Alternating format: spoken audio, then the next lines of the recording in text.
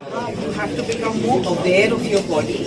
अपनी बॉडी का ख्याल रखो, उसकी जांच कराओ और टेस्ट कराना कम से कम साल में एक बार बहुत ज़रूरी है। जितना जल्दी कैंसर पकड़ में आता है उसका ट्रीटमेंट उतना जल्दी होता है और अच्छा होता है और अच्छा रिजल्ट्स मिलता है, पॉजिटिव रिजल्ट्स मिलते हैं। ज़्यादातर हमारे देश में जो कैंसर्स डिटेक्ट होते हैं वो लेट स्टेजेस में होते हैं, तो उस टाइम पे डॉक्टर्स को ज़्यादा परेशानी होती है, मुश्किल होती है आपको ट्रीटमेंट देने के लिए। यहाँ पे जो ट्रीटमेंट है जैसे कीमोथेरेपी, टारगेट थेरेपी, इम्यूनोथेरेपी, वो पूरे भारत में सब जगह अवेलेबल है। यहाँ पे कुछ खास ऐसी थेरेपीज हैं जो उससे भी आगे हैं, जैसे कि कार-T थेरेपी है, स्टेम सेल थेरेपी है और गामा डेल्टा थेरेपी है।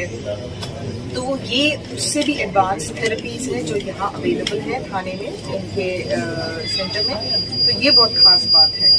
हमारा जो रहन सहन है और लाइफस्टाइल है, कुछ हद तक तो बहुत इम्प्रूवमेंट हम देखते रहते हैं कि बहुत लोग एक्सरसाइज करते हैं, वॉक पे जाते हैं, स्पेशली कोविड के बाद योगा भी शुरू कर दिया है लोगों ने।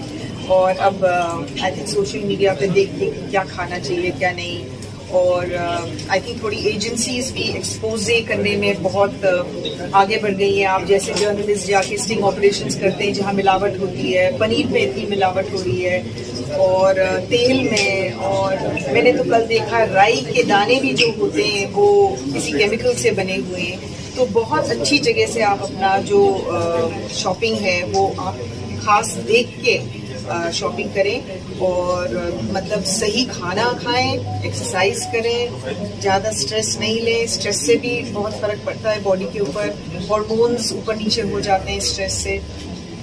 एंड आई गेस हमें अपना वातावरण भी मतलब पोल्यूशन भी एक कंट्रोल में लाना है, सबको पेड़ लगाने हैं और दैट्स इट। डॉक्टर साहब ने कहा कि आप लोग अपना जांच कराते रहें और अगर आपको खास करके महिलाओं को किसी भी तरह की ऐसा लगता है कि कहीं गांठ है या कोई परेशानी है तो अपने डॉक्टर से जाके ज़रूर बताएं। और मुझे लगता है जितने भी जो आदमी हैं फैमिलीज में उनको भी सपोर्ट करना चाहिए इस बात को, क्योंकि आजकल ट्रीटमेंट अवेलेबल है और सब ठीक हो जाते हैं इसमें आजकल जो ट्रीटमेंट्स अवेलेबल हैं। राइट डॉक्टर साहब? डॉक्टर साहब तो कहेंगे 100% ठीक हो जाते हैं। तो जितना जल्दी आप जाओगे डॉक्टर के पास, देर नहीं करनी है बस। अफेक्टेड हो जाते हैं उनके लिए क्या मैसेज है? यही कि जो अफेक्टेड हो जाए हिम्मत रखो, आजकल बहुत ट्रीटमेंट अवेलेबल है, बहुत अच्छे अच्छे डॉक्टर्स हैं और विदेश जाने की कोई जरूरत नहीं है। जैसे डॉक्टर साहब ने कहा हमारे हिंदुस्तान में बहुत अच्छे डॉक्टर्स हैं और बहुत जो विदेश में ट्रीटमेंट है वही ट्रीटमेंट यहाँ पे है, वही दवाइयाँ। ये बात मुझे अच्छी लगी कि डॉक्टर विजय पहला जो 1 घंटा है पेशेंट के साथ वो दिमाग का ट्रीटमेंट करते हैं कि सब कुछ ठीक हो जाएगा, इसके लिए हमारे पास इलाज है और आप बिल्कुल you will live a very long life.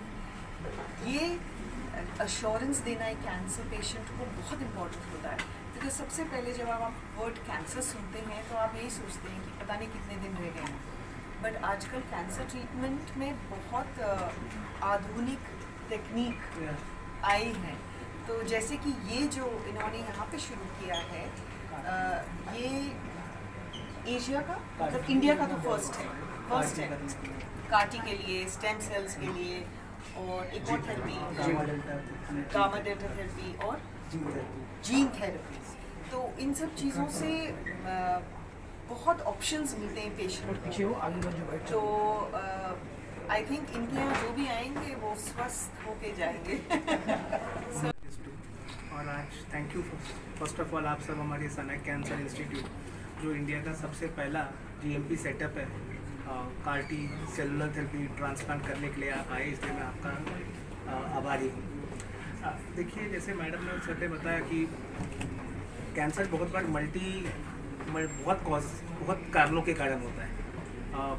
1-2 कारणों को हम पकड़ सकते हैं, लेकिन बहुत से कारण एक साथ आते तो कैंसर होता है। और ये कहा जा रहा है कि इंडिया में कैंसर जो है वो बढ़ने वाला है और लगभग ये जो आज के नंबर है उससे 3 से 4 गुना ज़्यादा ये कैंसर बढ़ेगा।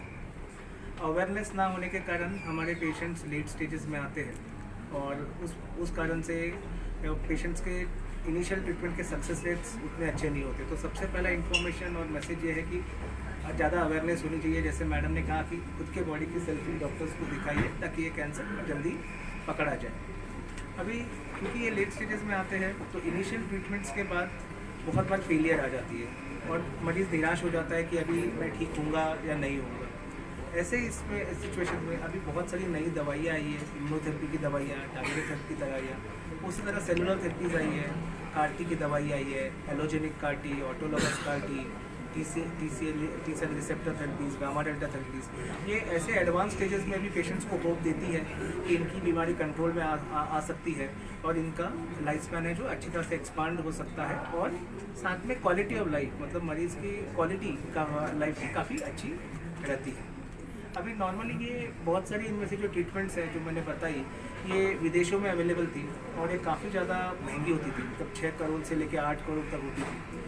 इसीलिए हमने पार्टनर किया है काफ़ी सारे इंटरनेशनल लैब्स के साथ और ये दवाइयाँ सर के मेंटरशिप में हम और हमारे सलाहकारों से विदेशों से इंडिया में लेके आ रहे हैं ताकि ये कम से कम पैसों में जो बाहर जो कॉस्ट होती है उसके 1/10 to 1/8 कॉस्ट में हम इंडिया में दे सकें।